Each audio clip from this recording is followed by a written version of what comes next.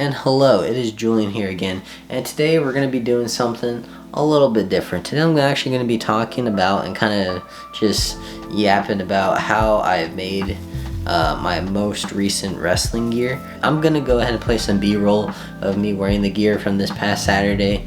Overall, I think it turned out pretty well.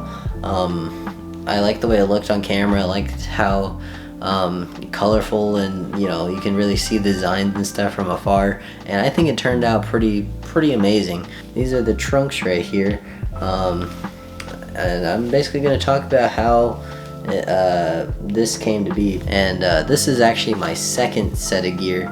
My first set of gear was also kind of just like a plain attire that I kind of just spruced up a little bit.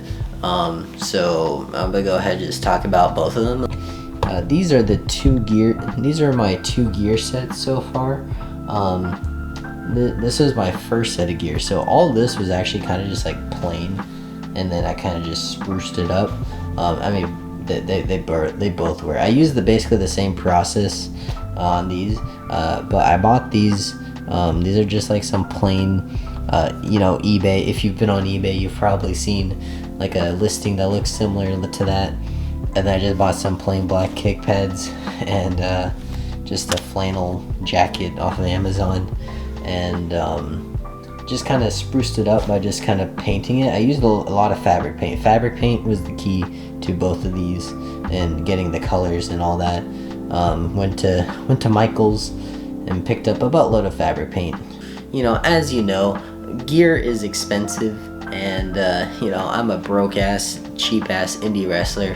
I'm also very new to this, so this was my vision, just kind of what to do. I know usually you go to a gear maker, you give them your designs, you give them your ideas, and then they'll put that out there and manifest it and put it into existence. But I'm also a very hands-on person, and so being able to customize these to my own liking was very important to me.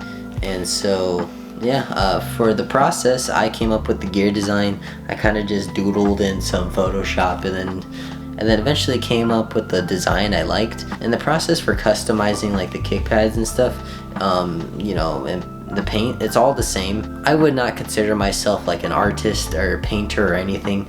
I'm just someone who was stubborn and just really wanted my design to be as exact how I had it in my mind as possible. And so when it came to ordering the trunks and stuff, the trunks actually did not come like this.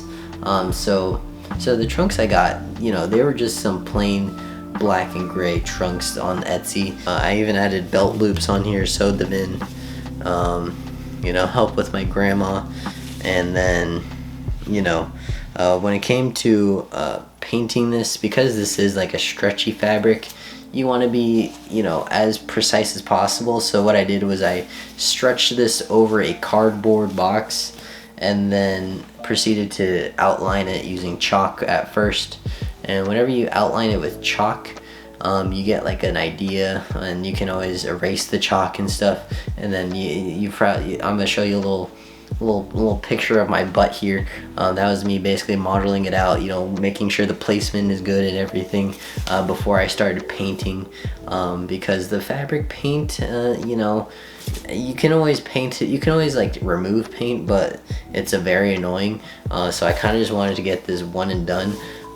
You want to use kind of very thin layers and stuff, especially because this is a stretchy material and stuff, so you want to be a little careful with this stuff. But for longevity and stuff, we'll see how this holds up. But yeah, pretty much the process for both of these gears was the exact same. I didn't record anything of the process of making this because honestly I didn't think it was going to turn out that well. I recorded a bit of the process for these.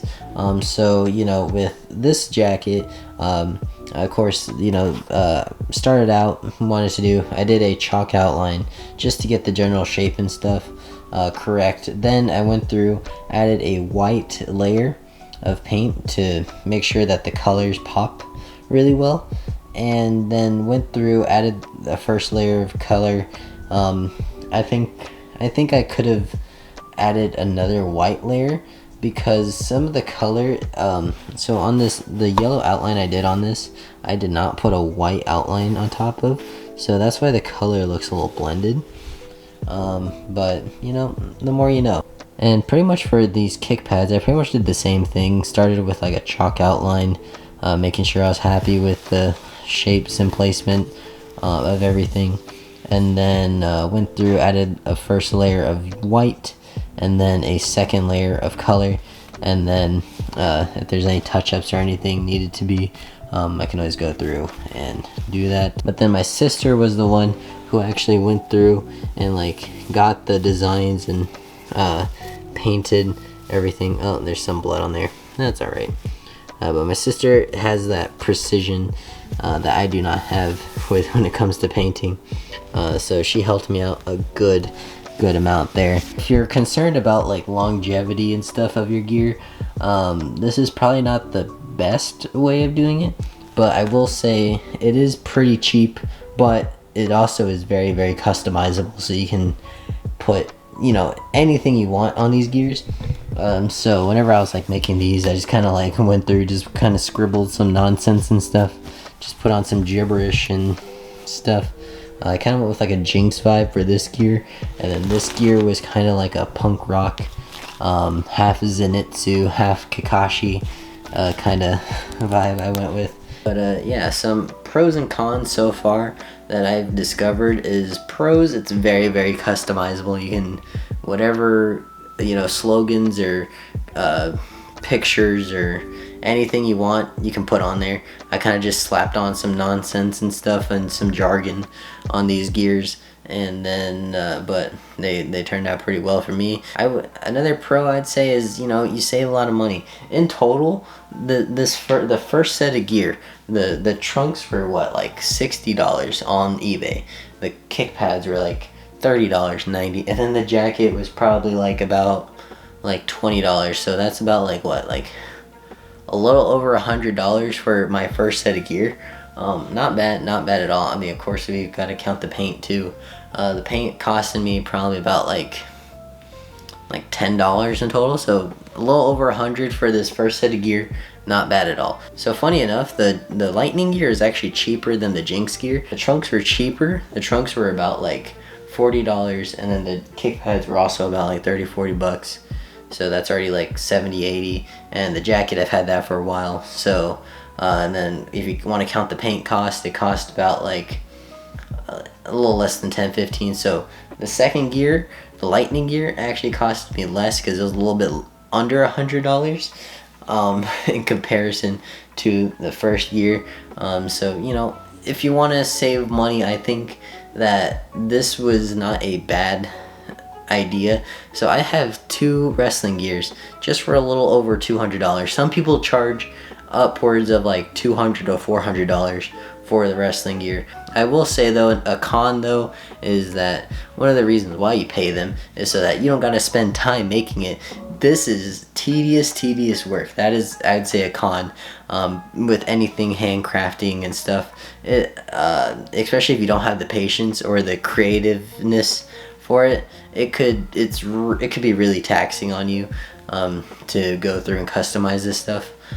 So that's a con. Another con, I'm gonna say, go ahead and say longevity of this gear. So again, like I said, I don't really know how the longevity is gonna work. I've wrestled less than 10 matches. My next match that I wrestle is going to be number 10. So I imagine I'm gonna have to do touch-ups and stuff on the gear. Another con is honestly probably quality. I'm not quite sure. This goes kind of back to like longevity and stuff. It is kind of cheaply made. I mean, obviously, you know, these kick pads are not very good. They're yeah. I feel bad for people I'm kicking with this. You're not getting the best materials and stuff. But if you're just starting out like I am, just getting your foot in the door when it comes to gears and stuff, it's not a bad idea. Again, I'm less than a year in on my pro wrestling career. I'm barely like this is about to be like my 6th, 7th month. Yeah. Then what, less than 10 matches? Yeah, I'm not really one to talk about when it comes to longevity of pro wrestling gear. This is just me, showing what I did, showing my process. Maybe it helps you, maybe it doesn't. This is just me kind of, I'm sure people are able to do cooler, better things out there. So I'm just giving you, think of it, I'm just giving you an idea, and you can take this idea and run with it however you want. This is what I've been doing so far, and I'm going to be continuing to doing, and I'm only going to get gooder and gooder at making my gears. Yeah, I guess that's pretty much it for this video. I just kind of wanted to talk about this gear because it's again, wrestling is so freaking cool that, wrestling gear, that's it. Come on. It's just so cool to talk about. It's one of those things that it's customizable to you, and, it's your own, make it your own. The gear I had, like, when I first started, it was not my own, but then, after sprucing it up, I love the Jinx gear. And then I put a lot of thought, I put a lot of time into making the lightning gear, and I think the lightning gear turned out pretty amazing too. But yeah, I'm just gonna go ahead and end the video here. I just wanted to kind of yap about my gear, and yeah, hope y'all enjoyed, and I will see y'all in the next one. Peace for now. That was a lie. I wish you didn't feel so happy wrapped up in my arms.